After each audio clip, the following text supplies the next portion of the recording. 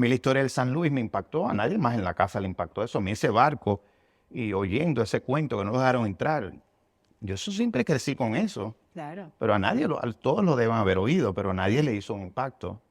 Ves que cada uno recibe las historias como, y a mí se me quedan algunas y otras se me olvidan, ¿no? Y a mi hermana otra. Pero esa es nuestra realidad. Armando Correa salió de un sistema comunista en la isla de Cuba, en busca de sus sueños, en busca de una mejor vida. Vino a Estados Unidos y logró convertirse en el editor de la revista en español más importante para los latinos en este país, People en Español. De allí pasó a autor, a contarnos las historias que quería, y se convirtió en un autor de bestsellers. Hoy nos cuenta esa historia, nos cuenta qué pasó con People en Español hace un año exactamente, en febrero, que terminó su ciclo como editor en esa revista, y cómo ha comenzado de nuevo. Así que si quieres aprender de cómo escribir novelas o quieres aprender de la vida de alguien que tuvo que empezar de cero como muchos de nosotros, este episodio de Mija Talks es para ti. Esto es Mija Talks, el podcast, y yo soy Mónica Mendoza, tu host. Bienvenidos. Nació en Cuba, y tal vez por ese Caribe que lleva en sus venas y una mente imaginativa que se maravillaba con historias que escuchaba de los mayores, es que escribe también. Uno de sus libros, su primera novela, si no me equivoco, se llama La niña alemana y acaba de alcanzar el 1.000.000 de copias vendidas en el mundo. Bien sabemos que hoy en día eso es un logro que no muchos alcanzan en el mundo literario. Óyeme, Armando, primero que todo, bienvenido a Mija Talks. Gracias por decir que sí. Tú eres de esas personas que tiene todo encima, pero parece que no estuviera pasando nada. Yo, mira, en los días que trabajaba en La locura de People en español, que es la presión de una revista, un website, los eventos, un staff enorme, yo creo que calmado tú resuelves más. Hay personas que se abruman con algo y no resuelven nada.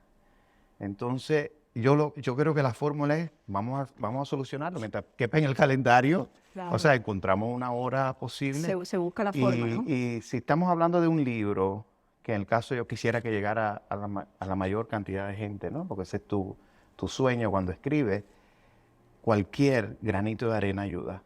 O sea, yo acabo de venir de presentar el libro en Connecticut y en una presentación pudo haber 10 personas y también puedes ir a Melbourne, Australia y hay 3.000 viéndote, ¿no? Sí. Y mi agente me enseñó desde el primer día, que antes era mi editora, mientras haya un lector va a haber 10. Porque uno se lo cuenta al otro. Entonces, a mí presentar en la audiencia, puedo hablar para 10 millones, para 1.000.000, para 100.000 o para 10. Yo no tengo... Así que te doy gracias por la oportunidad de conversar contigo sobre lo que quieras. Si hay algo que he encontrado en común entre las personas que escriben o crean historias, es el hecho que empezaron leyendo libros de niños. Que su imaginación fue cultivada con todo aquello que leían. Hoy, en Estados Unidos, y sobre todo en la Florida, en el estado en que vivo, hay un problema con los libros. Los están quitando de los anaqueles, de las escuelas. Entiendo que los libros que los niños leen deben ser aptos para cada edad, pero se está cayendo en una cuestión que no tiene sentido ninguno, que se ha ido a los extremos, que me siento en aquellos momentos de la historia en que los libros eran quemados porque no le convenían a los intereses del gobierno. Y esto es triste, porque entonces, ¿qué van a leer nuestros niños? ¿Cómo vamos a nutrir la imaginación para bien de estos niños?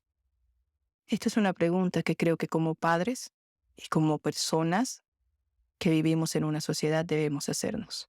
Armando, ¿en qué momento te cae el chanfle de que a ti lo que te gusta es contar historias? A ver, yo siempre digo que yo soy un escritor que lee, ¿no? Yo soy un lector que escribe, vamos a decirlo mejor de esa manera. Y de niño yo leía los libros que mi mamá compraba. O sea, yo no fui un niño que empecé leyendo aventuras, ni Julio Verne. Yo leía lo que mi mamá compraba en Cuba. En esa época había una editorial que se llama Huracán y publicaba todo Hemingway, Flaubert, Balzac. Entonces yo recuerdo a los 10 años leyendo Madame Bovary y tomando vinagre como Madame Bovary para bajar de peso, ¿no? Así que tengan cuidado a veces. Pero yo no creo que existen libros inapropiados. Yo pienso que los libros tienen una dimensión según la edad que tengan. Entonces, cuando yo leí 6 años de soledad, a los 12 años, para mí era un libro porno. Y lo que veía más era la cosa erótica y fantasiosa. Después te das cuenta que es otro tipo de libro en la medida que lo lees a otra edad. Así que leer te abre el cerebro. Sí, eso es lo que está pasando ahora, ¿no? Que no hay suficiente gente leyendo. Leyendo, pero yo creo que la generación de mis hijos, yo sé que eso no es un 100%, hay niños que no leen, pero si los padres no leen, ¿cómo el niño va a leer, no? Claro. Pero mis hijos leen y yo veo que sus compañeros leen también. Y a mí me encanta llevarlos a la librería. Ahora mismo yo venía para acá y ellos tenían planes ya de ir a Barnes Noble, ¿no? Y a Book Culture, que es la librería independiente cercana. Y siempre es dinero, ¿no? Porque o sea, yo tengo una regla. Cuando los niños van a la librería, lo único que pueden comprar es libros. O sea, que las librerías te venden mochilas, juguetitos, ellos eso se compra en otro momento. Entonces, yo les digo, aquí no hay budget. A veces me asusto porque ya tú sabes que puede venir una factura de $100 y pico, ¿no?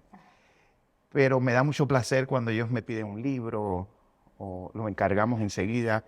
Eso es el único gasto de dinero que lo hago con mucho placer, más cuando es una generación que vive conectada al teléfono, mandando mensajes, viendo TikTok o jugando video games, ¿no? Mira, escribir una historia como La viajera nocturna, como La niña alemana y todo eso es muy diferente al ser periodista. El periodismo en sí te exige ser lo más concreto del mundo, Sí. esto, otro, y esto te exige abrir la mente y contar una historia mucho más amplia. ¿Cómo hiciste el switch? El periodismo además es contrapalabra y línea. Los libros son contrapalabras también, pero tiene que ser conciso. O sea, tú tienes que tener un lead en la historia, tienes que saber lo que dice y tienes que cerrar entre menos espacio cuentes tu noticia es mucho mejor y más efectiva, ¿no? Esa es una clave de un periodista. Pero al mismo tiempo, un periodista tiene que estar documentado, tiene que hacer research, tiene que estar al día, tiene que hablar con varias fuentes, ¿no? Tienes que documentarte, una buena historia, porque inclusive yo me formé primero como crítico de danza y teatro, después pasé al periódico El Herald y cubría política, elecciones, crimen y también entretenimiento. Pero después pasé a People en Español, donde es entretenimiento. Pero yo me recuerdo que como eso pertenecía a Time Inc., donde estaba Time Magazine, tratábamos la noticia como si fuera una elección presidencial. Así hablaras de un divorcio, así hablaras de algo que te podía parecer frívolo. People en Español se caracterizó que no cubría chisme. Nosotros confirmábamos o negábamos un chisme. Nosotros hablábamos con la fuente directa, no con los aledaños y el vecino o alguien comentó sin referirse, ¿no? Hablábamos con el protagonista. Y de alguna manera eso yo lo llevo a todo lo que escribo, ¿no? Y mi formación, y eso se ve en mis libros. Uno, yo tengo una formación dramatúrgica, ¿no?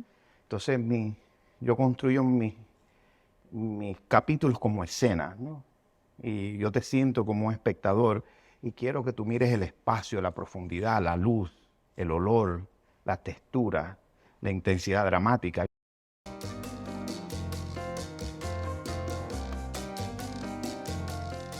El primer libro de Armando se llama La niña alemana. Ha estado traducido a 17 idiomas. Y es una fascinante novela sobre la tragedia del San Luis. Ese barco que venía lleno de judíos y que fue rechazado en Estados Unidos y en otros países. Son historias. Llegan a Cuba. También, después de La niña alemana, viene La hija olvidada, que también es en sí algo que tiene que ver con ese San Luis, que parece que obsesionara a Armando, ¿no? Y ahora viene La viajera nocturna, que es el libro que nos llevó a sentarnos para compartir esas historias de esa niña mestiza que tiene que salir de su país por la llegada de los nazis, separarse de su madre y empezar de nuevo una vida en Cuba. Pero no solo es la vida de ella, es la vida de sus descendientes. Y Armando nos lleva en este paseo con lujo de detalles.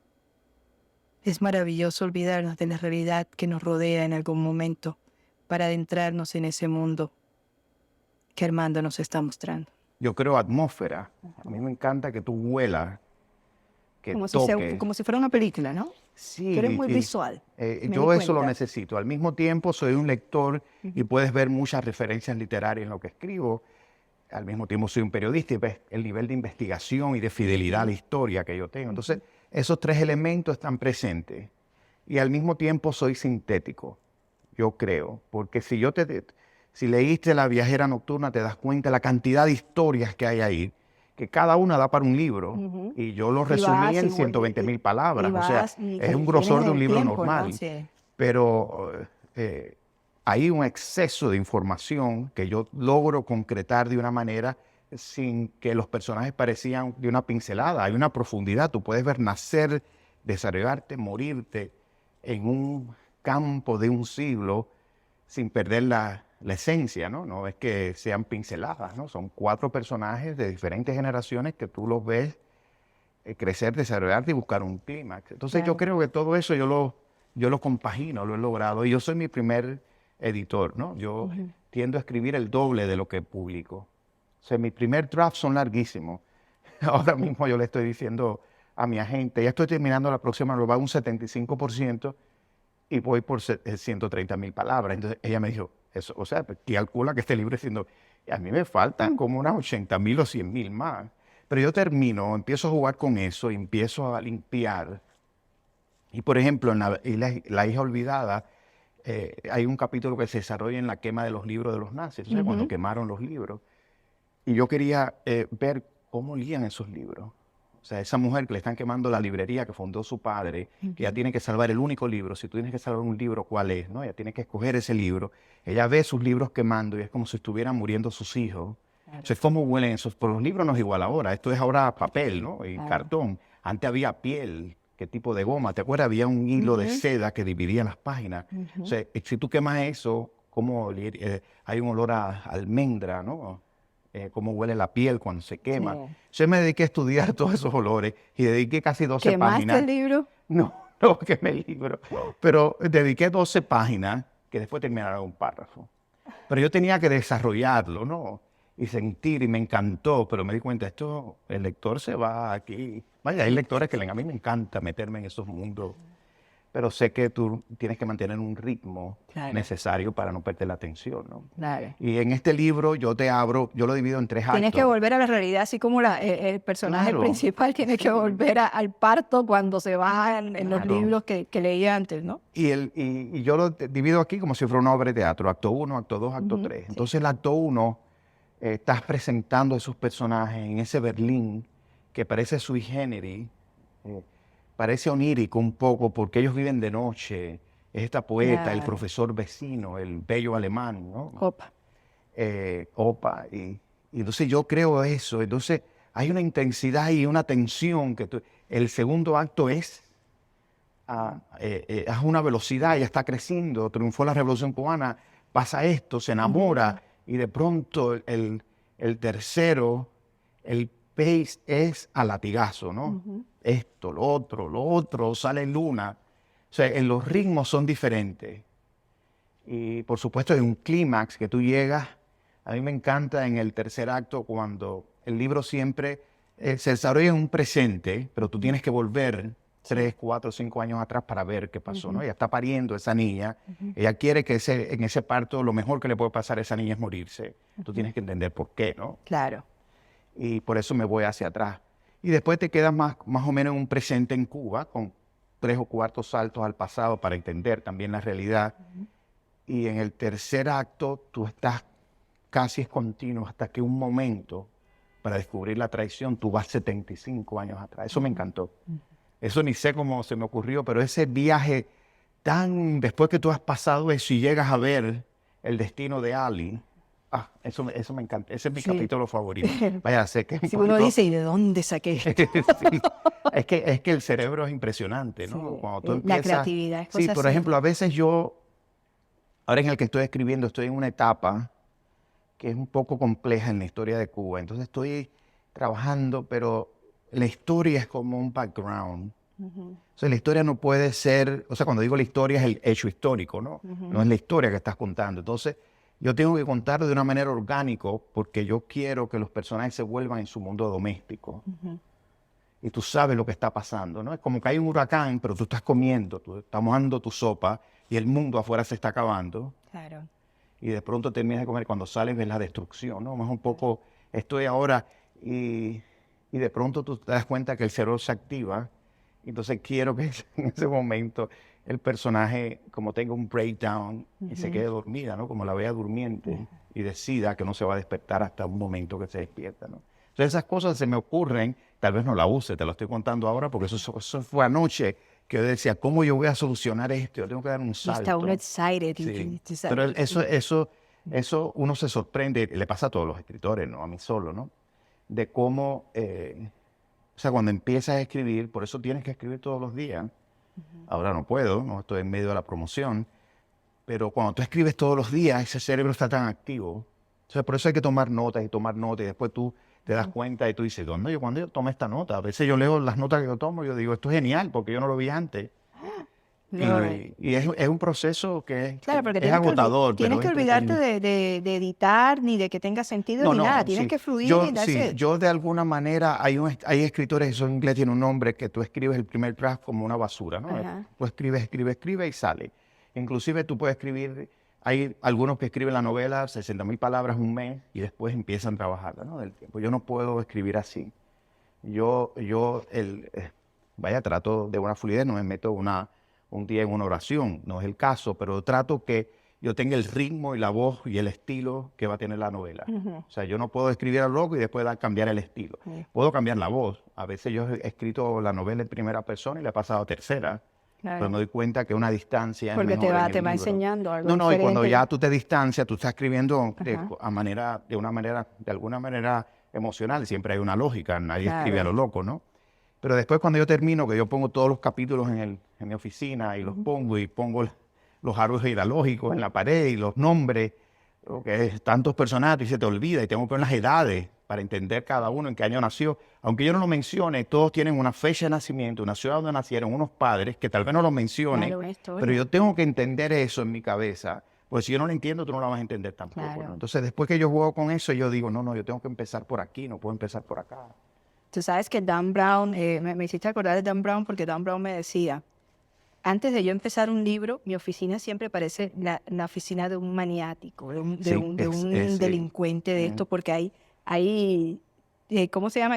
De estos memos por bueno, todos como te lados de acuerdas, colores. Y sí, entonces empiezo a cogerlos y no, no, y empiezo... las marcas que tú nos haces, los papelitos pegados, y después esas palmas, las notas que tú vas haciendo, y el libro que estás leyendo en ese momento se puede convertir en, vaya, lo destruye. Pero me encantan mis libros así. Yo puedo leer un libro y se me ocurrió algo, y al pie del libro yo sigo escribiendo, no, el libro no tiene nada que ver con lo que estoy haciendo, ¿no? Entonces tú vas escribiendo en las últimas páginas esas en blanco que tienen los libros, también escribo. Y parece un poquito a veces como el Beautiful Mind, ¿te acuerdas? Que él tiene haciendo Sí, sí, es cálculos y una cosa de algoritmos y locos. cálculos matemáticos, casi son cálculos Sí. de ideas, de palabras, sí. Bueno, cada uno tiene su forma. Cuba siempre está, de alguna u De otra forma. alguna Y fíjate que manera, hasta sí, en la historia que viene también tiene que ver algo sí. con Cuba. Si de alguna u otra forma está Cuba. No sé si para bien o para mal, pero Es algo que siempre nace a pesar tuyo o es algo que va con esa intención, esa no, nostalgia de algo que ya no no hay tienes. nostalgia ni intención. Ujú. No, yo no creo que sea eso. Inclusive, yo tengo hasta una distancia física, o sea, yo no, Miami es muy cercano a mí, o sea, tengo un apartamento acá, pero vivo en Nueva York, mi mundo no es, me muevo con pocos cubanos, por supuesto tenemos amigos cubanos que viven en New Jersey, en People en Español, creo que éramos 2 o 3 cubanos en un staff grande, ¿no? Entonces tampoco no era mi mundo, mi relación, bueno, por supuesto son las noticias, mi familia, mi mamá, mi hermana, mis Claro. amigos y lo que leo en social media y lo poco que sale de Cuba, el New York Times, ¿no? Pero pues, soy cubano, ¿no? Ujú. Esencialmente soy cubano. Y los escritores tendemos, yo no escribo autoficción, o sea, no es mi estilo ni es el tipo de obra que yo hago, pero me doy cuenta que tú te alimentas con lo que tú vives, ¿no? El escribir es un acto solitario Al mismo tiempo soy una persona introvertida, a pesar que me ves hablando acá, pero yo necesito mi espacio para recuperar energía. El silencio. No soy súper sociable, no soy de ir a fiestas, inclusive trabajando en People en Español, yo iba al evento y para mí la palabra after party es casi una mala palabra, o sea, eso no existe, yo no voy a after party. Y, y entonces en esa relación, cuando yo escribo la niña alemana, que además tienes que reconstruir un capítulo en Alemania, tus protagonistas son alemanes, judíos, después viene todo el viaje en el barco y después una estancia en Cuba, más claustrofóbica no puede ser, porque estamos hablando de Alma, la madre, y Hannah, que son aliens cuando llegan a La Habana. O sea, es un mundo de calor, de ruido, de texturas diferentes. Y ellas viven encerradas en esta casona del Vedado y de pronto llega una sobrina nieta de Nueva York, ¿no? En esa historia, Cuba es algo, o sea, tú ves el background, lo que pasa, le quitan los negocios, triunfa la revolución, o sea, ves ese caos, pero desde ese encierro y desde una visión, porque es en primera persona de Hannah y Anna, ¿no? En La hija olvidada fue todavía más drástico, ¿no? Porque la novela se desarrolla en Berlín y en Francia, en Oradour-sur-Glane. Y se menciona a Cuba que ella mandó una hija en el San Luis. Eso es una oración literal. O sea, no existe nada más relacionado con Cuba. En La viajera nocturna yo creo que la presencia de Cuba es más fuerte porque Lily crece, se enamora, se casa, tiene una hija y toma una decisión de la cual puede arrepentirse, se va a arrepentir toda su vida, ¿no? Y Cuba está más presente. Yo sentí ese capítulo sólido, ¿no? Como, y ahí hay personajes que son cubanos fuertes, inclusive Lily casi se siente cubana de alguna manera, ¿no? Y ahí está esa pero al mismo tiempo, mi experiencia como refugiado cubano, como padre, mi abuela, y no somos judíos, no tenemos que, nuestra historia no está vinculada al holocausto, todo eso está presente en mis libros. O sea, yo no escribo autoficción, pero cuando Alma dice que Cuba va a pagar por los próximos 100 años, es muy duro por lo que le hizo a los refugiados judíos. Eso lo decía mi abuela. Y eso toma la voz de Alma. Te das cuenta cómo uno va usando, ¿no? Y muchos personajes, Hortensia, Eulogio, eran personajes que crecieron, que yo conocí en Cuba, ¿no? Y eso está presente. Y lo mismo pasa inclusive yo le di a los personajes desde mi mamá, mi abuela, hay edades, hay personajes que a pesar que son alemanes, funcionan con historias de mi familia, anécdotas que oías, ¿no? Y la que estoy construyendo ahora, que se llama Lo que fuimos ayer, What We Once Were, es la historia del siglo XX en Cuba, ¿no? Que con los padres de mi abuela llegaron a finales del siglo XIX, el siglo XIX, en 1898, y ella nace a principios del siglo y dura 100 años, ¿no? Entonces, ahí sí va a ser toda la historia en Cuba. Hay un momento que ellos, durante Batista, se exilian en New York, hay una etapa en Nueva York, y el resto es en Cuba también. Entonces yo creo que esa sí va a ser esencialmente una novela cubana. Aterrizas más. Pero siempre está presente, o está presente mi visión como refugiado, mi visión como padre, o mi contexto. Y al mismo tiempo te digo que uno vive encerrado escribiendo, hermético, y sale de ese hueco, pero de pronto me invitan a una cena, una amiga, porque me había casado, estamos comiendo y empieza a hacer el cuento de un vecino que llegó de Cuba y creó una empresa exitosa haciendo hielo. Y su obsesión con el hielo, y para mí el hielo que lo que es agua congelada, ¿no? Y lo usa en un trago, los niveles de hielo es como un diamante, la claridad del hielo, el agua tiene que moverse para que sea perfecta, clara, la forma del hielo. Y entonces eso yo dije, es el personaje final de mi novela, tiene que ser un niño viviendo en el trópico, con ese calor, obsesionado creando hielo, construyendo hielo, y se va en la balsa, vive en Dez y le avisa a la abuela al final de su vida de que ha conseguido el hielo perfecto. ¿No? Fíjate que como una visita con alguien te puede abrir, y estoy loco por conocer al hombre, todavía no lo conozco. No, eso pero fue una anécdota. y es que eso es algo que yo siempre digo, si nosotros estuviésemos más pendientes de las historias que escuchamos de la gente, nosotros tendríamos mucho material para escribir sobre ellos, porque es impresionante. La realidad supera la ficción, Sí. o sea, eso definitivamente, ¿no? hay cada personaje. Y entonces alrededor de parece nosotros. realismo mágico, ¿no? Eso es real, lo que te Realismo estoy mágico. contando. Sí, es sí. que parece realismo Sí. mágico. Muchas de nuestras historias, no sé si por ser latinos o qué, parecen realismo Es que mágico. nosotros tendemos, tal vez por un problema cultural, tendemos a exagerar o a fantasear sobre una anécdota. A veces tus abuelos te cuentan algo y tú vives con esa historia y tal vez está edulcorada por, bueno, pasa con todas las narraciones. O sea, la historia, la historia de Jesucristo, la religión y todo es oral. O sea, uno va contando al otro, el otro, pero Santa Elena cuando encontró donde nació fueron 300 años más tarde, donde no había Twitter, o sea, y se escribía muy Claro. poco. Entonces, esa narración oral va cobrando una dimensión Y va mágica, ¿no? cambiando Y completamente. de alguna sí. manera es así. Yo recuerdo a mi abuela diciendo que su madre, la gallega, ella era rubia, de ojos azules, se murió, por supuesto, blanca en cana, en un coma diabético, y la enterraron con el pelo blanco, ¿no? Cuando la fueron a desenterrar, o sea, que la desentierran a los 2 años o algo así, 5 para años, ¿no? la Algo así, exhuman, sí, y entonces sí. la ponen los Era huesitos, un nicho. el pelo estaba rubio, ¿no? Que le había crecido y las uñas le habían crecido. Ujú. Entonces ella guardaba un mechón rubio, yo vi ese mechón rubio, ¿no? Claro, y yo soy de Cartagena y Gabriel García Márquez, parte de su carrera como periodista fue en Cartagena, ¿no? Y entonces todas esas murallas, todas esas calles tienen mucho de esa historia, de ese realismo mágico también. Entonces, como que es muy fácil perderse en las historias. Y creo que eso también a veces nos hace falta, No, y es perdernos en claro, las y hay historias. escritores que observan más en eso, hay escritores que son más naturalistas, menos realistas. Ujú. Faulkner, tú lees a William Faulkner y parece, bueno, es antes de García Márquez, todo el mundo sabe que hay una influencia, eso es realismo mágico, ese Macondo que él creó y esos personajes que cree en ese mundo. O sea, depende del estilo, depende de tu visión. Claro. Hay escritores que prefieren dar un mensaje directo o contar la historia. A mí me encanta crear una conexión emocional. Yo creo que yo soy un escritor que crea conexiones emocionales, ¿no? Porque a mí sí me gusta leer también. Cuando yo leo, yo necesito libros que me...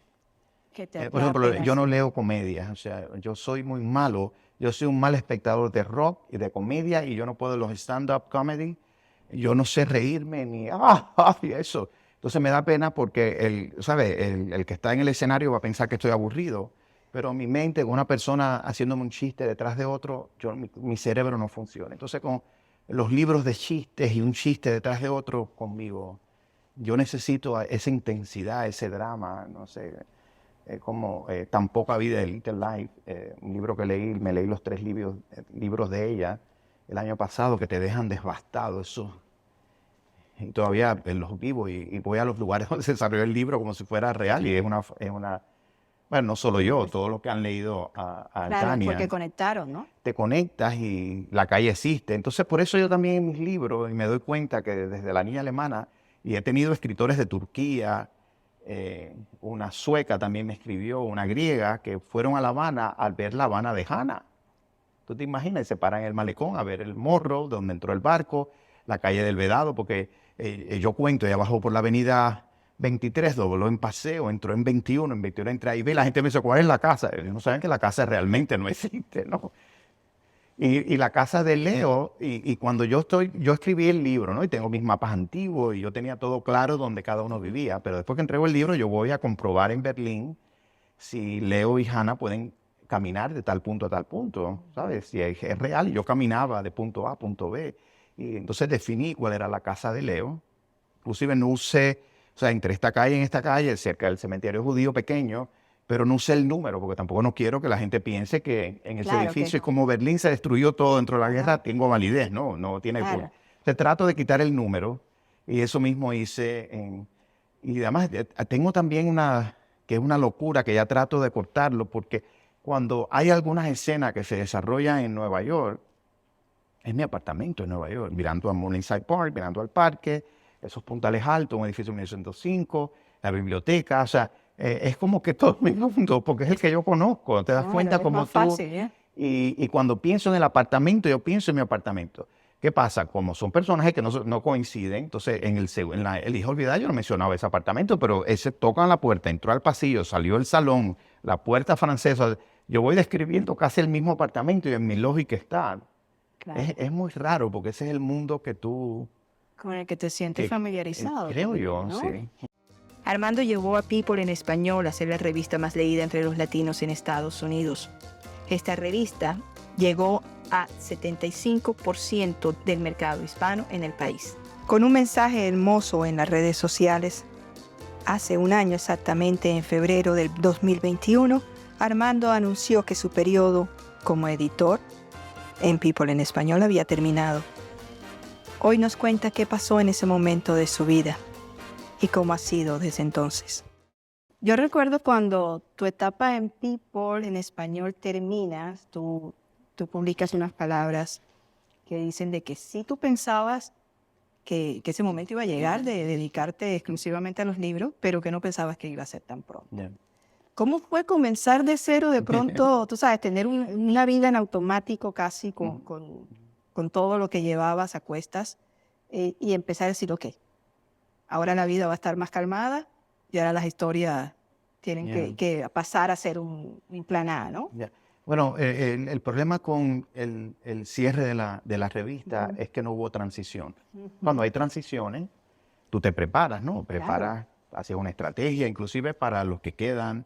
Es un brand que es muy fuerte, o sea, tiene una audiencia. Entonces, cuando tú de pronto cierras, porque es una compañía digital que compra este monstruo enorme, ellos son pequeñitos, no saben qué hacer con todo ese mundo, ¿no? Entonces, de pronto dan tajazos sin estrategia, ¿no? Entonces, solamente pensando en números matemáticos, sin saber si yo quito A, se me cae B, y qué hago con C, que se sostiene de A y B. Pero a mí me ayudó de alguna manera mental. No quiere decir que no fue un shock. Es que la pandemia no nos puso todos los días, todavía ellos van todos los días a trabajar, ¿no? Y entonces trabajé durante 1 año y medio exacto, encerrado en nuestra casa del campo, en una montaña, en medio de un bosque. Y ahí los niños fueron a la escuela virtual, ¿no? Para ellos fue difícil porque se desconectan ellos no son muy sociables tampoco, pero les gusta ir al aula, les gusta interactuar. En una cámara se desconcentran. Yo creo que ellos 1 año y medio no aprendieron nada. Pero para mí fue mágico, uno, porque estaba con los niños. Uno, disfruté de una casa que ellos disfrutaban más. Yo iba los fines de semana y estuvimos tiempo ahí. Me permitió editar bien La Viajera Nocturna, terminar un libro que tenía que terminar. Para mí fue bueno.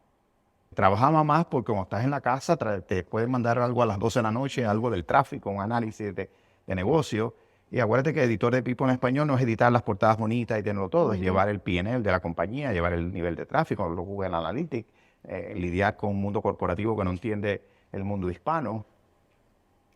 Y de pronto, pero estaba en mi casa. Entonces cuando regresamos a la oficina, yo iba 1 día, 2 días, estaba vacío.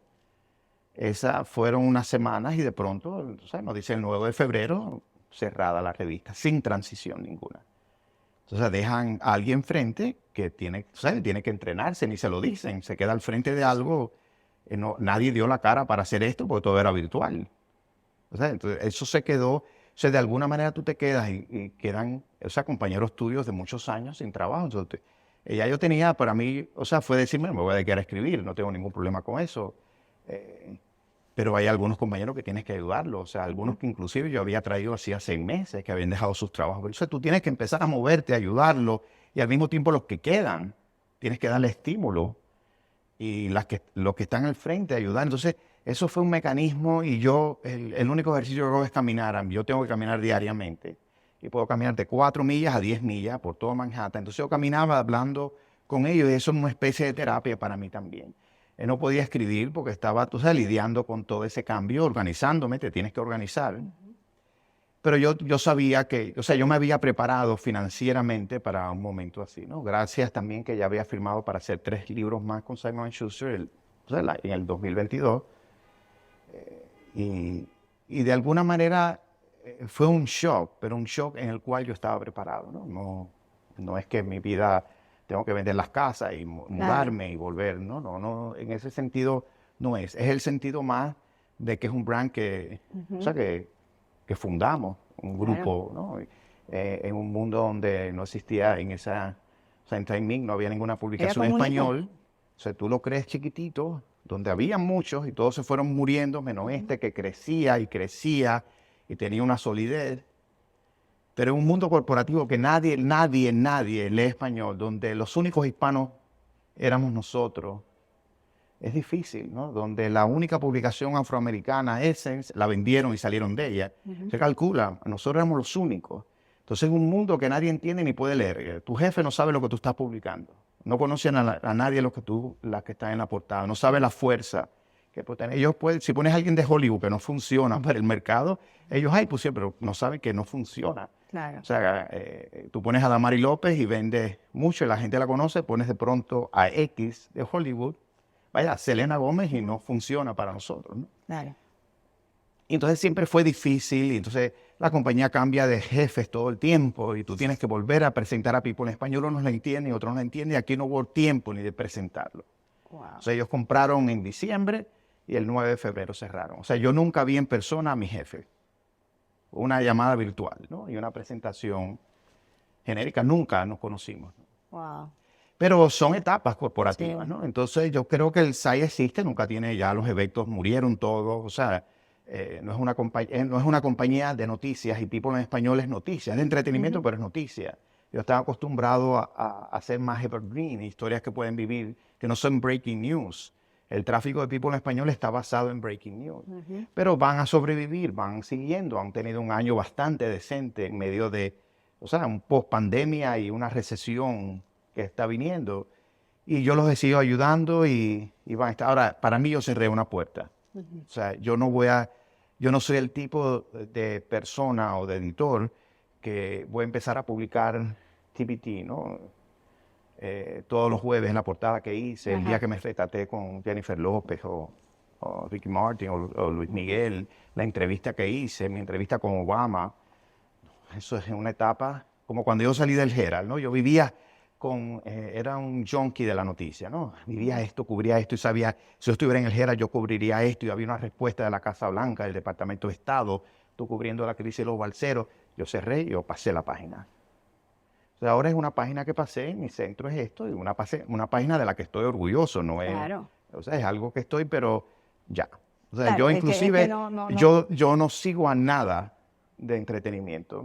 Lo veo en social media porque ahora mismo Shakira en su bronca con Piqué, o sea, aunque En todas partes. está en todas partes, ¿no? Entonces, lo ves ahí, hoy me hacen una entrevista, Jorge Ramos para el Punto, y lo primero que me preguntó fue lo de Shakira, ¿no? Entonces, ¿qué tú quieres que yo...?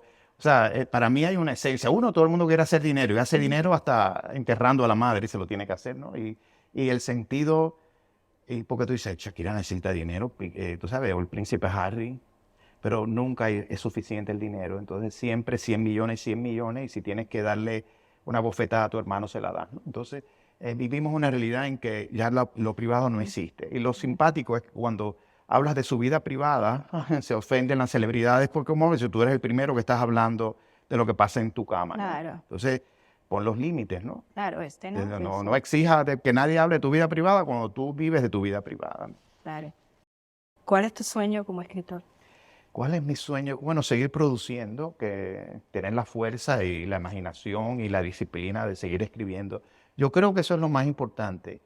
Porque, ok, La Niña Alemana la adquirió Hollywood Camp Production para hacer una serie de televisión, un libro que todavía no se ha publicado, se está preparando un guión para una película, pero eso no es mi género. Entonces, inclusive yo les doy libertad. En La Niña Alemana, el único respeto que dije, yo sé que ellos no van a edulcorar la figura de Hitler porque no lo van a hacer. A Fidel sí la pueden edulcorar. Entonces, en la parte de Cuba yo creo que sean tan respetuosos, y es donde único voy a intervenir, que van a cambiar los personajes, los vamos a ver, eso te dan la libertad porque es otro medio. Yo escribo, yo no hago cine, ¿no? Y eso es un sueño para cada escritor, ver cómo alguien interpreta lo que tú escribes. Pero para mí mi sueño es poder escribir, poder seguir viviendo de escribir, ¿no? Y tener más lectores, o sea, gracias a Dios La Viajera Nocturna acaba de salir, o sea, no lleva una semana, y ya fue adquirida para 10 lenguas, va a estar en toda América Latina y España en español. Ya la adquirió Alemania, Portugal, Brasil, Wow. Italia, Suecia, Holanda, ¿no? Entonces, y van a seguir, espero que siga. Está buenísimo. ¿De qué te salvaron los libros? ¿De qué me salvaron? ¿Lo que escribo o lo que leí? Los que leíste. Oh, no, yo creo que uno es lo que lee, como uno es lo que come, como dicen algunos, pero uno es lo que lee. Y creo que tiene que ver con mi personalidad, ¿no? Y mis pobres hijos tienen Porque mi pareja, Gonzalo, él es extrovertido, él es sociable, él ayuda a todo en Cuba, se pasa la vida ayudando a todo el mundo y vive pendiente de Cuba y le gusta ir a fiestas. Entonces nosotros nos beneficiamos, todos, ¿no? Inclusive los niños y yo, a veces tenemos una dosificación. Entonces para mí, cuando tú tienes esa personalidad, y tú sabes que para los extrovertidos, los introvertidos estamos deprimidos, porque o sea, si ellos los ves así callados, tirados en una esquina, ellos están deprimidos, pero nosotros no. Entonces yo he entendido que los extrovertidos se regeneran de energía con la gente. Los introvertidos, la gente nos drena. Entonces necesitamos, y veo a mi hija, la pobre, ¿no? Que tiene que va con sus amigos, al momento dice, vengan a buscarme, ¿no? Entonces sabe que ya tiene que encerrarse. Los libros a mí me ayudaron desde que era niño a meterme en ese mundo, y que es como una protección que tú tienes, ¿no? Y me encanta el cine. Desde niño, desde chiquitito, yo me salvé que era alto, entonces en Cuba habían películas para 12, no es como aquí que vas con un adulto y entras, no, allá es para 12, y creo que era 16 en una época, después pasó a 15 o algo así. Yo tenía una altura de 16 desde que tenía 10, o sea, yo iba a cine a buscar películas antiguas que yo quería ver, y yo me refugiaba mucho para mí en el mundo del cine, los libros y el teatro. En esa época también vi mucho teatro. O sea, de alguna manera eso me ayudan, te forman. Y yo siento que como yo escribo, tiene que ver por todo lo que yo he leído. Claro que sí. Y lo que sigo leyendo, ¿no? Y uno es lo que... O sea, uno escribe como lee. Es lo que yo creo, ¿no? Sí, yo creo que en tu caso es la típica muestra de que hay que encontrar el propósito de nosotros en la vida, ¿no? Yo creo que sí, porque ahora mismo hablaba con Y Jorge vivirlo. Ramos. Sí, yo hablaba con Jorge Ramos y me dice, no, estamos perdiendo audiencia cada año. O sea, todo es streaming, nadie ve nada live. Y tú te vas reinventando un poco. Pero él no ve la visión del retiro, dice, yo tampoco. O sea, y no es un problema económico. Pero también yo digo, yo el día que deje de producir es que fue un auspicio. Pero yo tengo que estar creando algo. O sea, yo no me veo sentado en un sofá, yendo a caminar, viendo televisión y leyendo. O sea, yo no, o sea, mi vida no, por suerte tuve los hijos grandes ya, ¿no? Entonces, todavía están, o sea, preparando una para college, otros van a high school. O sea, me queda todavía mucho mundo con ellos y eso te mantiene activo y joven, ¿no? De alguna manera, creo también. Me mantiene motivado. Nos encanta viajar y a mis hijos también, y hemos viajado. Ahora voy a viajar por el libro, ¿no? Tengo que ir al tour en Australia, voy a Colombia, iré a Canadá. Pero nos encanta viajar y lugares exóticos. Sí, eso es lo que queda al final. Estos libros los puedes conseguir en Amazon, los puedes conseguir en las librerías, inclusive visitando la página de Armando, armandolucascorrea.com, o siguiéndolo en sus redes. Eres una persona tan accesible que te encantará conocer su historia. Gracias. No, gracias a ti. Gracias, mío, gracias. Yeah. Esto es Mija Talks, el podcast. Si quieres seguir escuchando más de estos contenidos, puedes encontrarnos en las diferentes plataformas como Spotify, Amazon Music, iHeartRadio, Google y Apple Podcasts. Hasta la próxima.